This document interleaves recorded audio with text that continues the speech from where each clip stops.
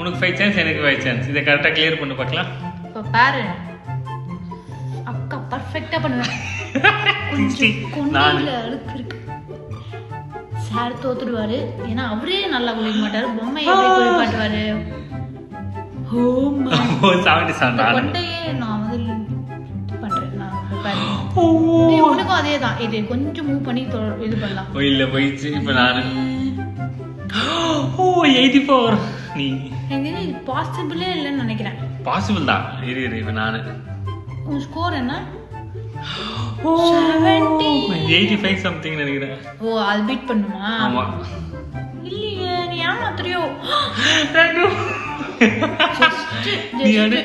முடிஞ்சிச்சா chance? Last.